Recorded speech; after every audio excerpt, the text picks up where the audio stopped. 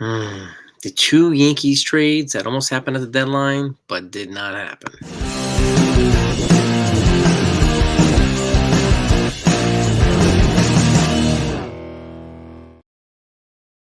Hey, everybody. Hope you're doing well. So, the deadline is passed, the 2024 MLB trade deadline. And the Yankees made some additions. They brought Jack Leiter in. They brought in Neil Santos for the bullpen.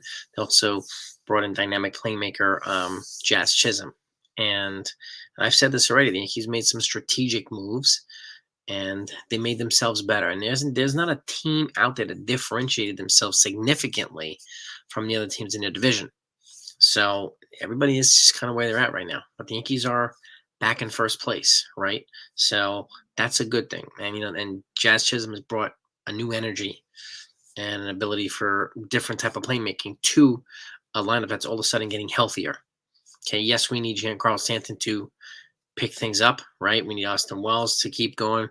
We need Anthony Volpe to keep going. We need Gleyber Torres as long as he's here to wake up his bat, and we need DJ LeMahieu to have more than just a good week, right? And we need Alex Verdugo to kind of pick up his bat too. He's a little banged up right now, so there's a lot of guys that we need, to pick things up and to give the Yankees a little bit more production. Can't just be Juan Soto, Aaron Judge, and maybe some Austin Wells, right? So it's got to be more than that. But there are two trades, and this is reporting from Mark Powell, fan side. I mean, we've heard about this already, right? So that one trade almost came in, another trade almost came out. And again, make sure that you subscribe to this channel, because any other intel that comes out regarding the trade deadline as it pertains to the Yankees or any other team, I'll get it out to you. And you'll know when I go live too.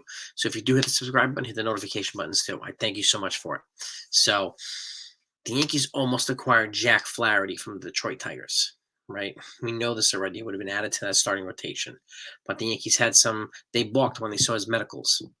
His back was not clear, or his medicals on his back were not clear. He's had some back issues, particularly recently. So Yankees balked at that, because the secondary trade, when that was going to happen, was Nestor Cortes was going to be shipped out to the St. Louis Cardinals for Tommy Edman, who went to the Dodgers in that 3-team trade, right? So I didn't really see the logic in a Tommy Edman trade anyway here when they have Oswaldo Cabrera and some other guys here, right? So I didn't see that, but it looks like the Yankees may have dodged a bullet with not getting Flaherty. It looks like the Cardinals may have dodged a bullet not getting Nestor Cortes and instead getting Eric Fedde in that 3-team trade. They got Fedde and Tommy Pham. So they got better. The Yankees got better. And it still remains to be seen what the Dodgers will do. How much better they're going to get. Because the Padres probably made the biggest move, acquiring Tanner Scott, okay? And the Diamondbacks, A.J. Puck. They made some strategic moves in the NL West. And I've said this in the beginning of the season too. The NL West and the AL East are probably going to be the behemoth leagues this year. And it looks like it's just becoming that way again. So, but those two trades almost happened, but did not happen when it comes to the Yankees. Now, we originally heard that Nestor Cortes was going to be part of the trade headed back to Detroit. And this is from Bob Nightingale reporting and some other folks as well. But we were hearing that Nestor Cortes was supposed to be heading back to the Tigers with a package of other folks for Jack Flaherty, right? So, but that didn't happen. Nestor Cortes is still here. And I do think once Clark Schmidt comes back, and he's about to start a rehab assignment, then Nestor Cortes might be transitioned to the bullpen, because if they don't acquire another lefty reliever, then they're probably going to move one from the rotation to the bullpen. They brought in Brett Phillips, that position player turned pitcher, who's throwing 97, 98, and actually getting guys out right now with off-speed pitches. So that's kind of fascinating. But he throws from the right-handed side, not the lefty side, right? And we'll see. There were a couple left-handers that were DFA'd by their teams around the trade deadline time, but they're going to have to clear through waivers and all this other type of stuff just to become free agents. And they'll see if the Yankees pick one of them up, because they also released Chasen Shreve.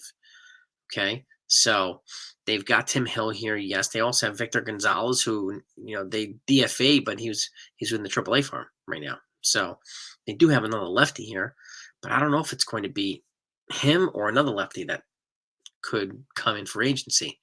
They can still make moves in for agency. But those are the two trades that the Yankees almost made but did not make. They made 4 trades, 3 incoming and 1 outgoing. They traded Caleb Ferguson, member, to the Astros for a pitching prospect, and $750K in international money, which is going to go towards international funding. And again, keep in mind, they're over the Cohen threshold, and if they don't go below it, they're going to be a repeat offender, so they're going to have to forfeit some of that international money back, which is probably a reason why they asked for international money to begin with. That way they can still afford the guys that they're connected to in international free agency. So it's something to keep in mind. And again, keep in mind, I say this a lot too. I know Roki Sasaki, this Japanese pitcher, there's an obsession with him. He is not subject to this international money. That's a completely different system. Those guys are on major league contracts with posting fees for Japan and Korea and so on. The international money goes, these for amateur contracts, right? That eventually go through the system and have to work, just like Jasson Dominguez signed for internationally at the age of 15 or 16. A lot of these other folks, Roderick Arias, right? Brandon Maya, and so on and so forth. Those are all international signings, not professional players right now that can get posted by their team at the age of 25 and could all of a sudden go automatically to the major leagues for a very high salary. Completely different system than the international signings. That's generally reserved for Latin America. Okay. So just wanted to clear, there was a little bit of confusion. I wanted to clear up that confusion right now. So, but what do you think if they had gotten Jack Flaherty and Nestor Cortes was shipped out? What if Jack Flaherty got hurt?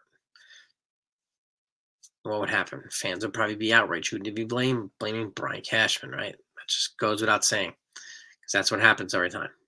So I think the Yankees did dodge a bullet here, and I hope Clarke Schmidt comes back and is better than Jack Flaherty would be or is. He's having a good year. There's no doubt about that. But so is Clarke Schmidt when he was pitching here. Hopefully he can come back to being a valuable member of the rotation, and hopefully he'll bring some value. And we got Garrett Cole working his way back to being Garrett Cole. Carlos Rodon's proving to be a little bit more of a consistent contributor to this rotation than we originally thought. Nestor Cortes has been stumbling a little bit. Marcus Stroman has been stumbling a little bit. Luis Hill's provided to be a reliable pitcher too. So as he stands right now, it's probably going to be Cole, Schmidt, and Hill for the three-man rotation. Probably. After that, don't know yet. But what are your thoughts? Give me your opinion of what do you think Jack Flaherty would have been a good addition here? And they would not have to give up Spencer Jones or Jasson Dominguez for him, but they were asking apparently for either Roderick Arias or a Chase Hampton, and obviously that wasn't going to happen now with Jack Flaherty. But the Dodgers wound up making their play, and again, when the Yankees backed out, the Dodgers made that deal 2 minutes before the deadline. 2 minutes. So that's what came right down to the wire there. So the Yankees could have had Flaherty. They could have an addition to their rotation, but didn't happen. Okay, and he didn't go to another team in the American League. Didn't go to the Astros. Didn't go to the Red Sox. Right? Didn't go to the Guardians. So he went to the Dodgers. The only time we would face the Dodgers would be in the World Series. Hopefully that's the case. So, but give me your thoughts about this. Okay, the two trades that did not happen that almost did. And do you think the Yankees are better off without Flaherty and with Cortes, or what do you think they'd be better off in a different scenario? Let's get into it. Have a great day. Go Yankees.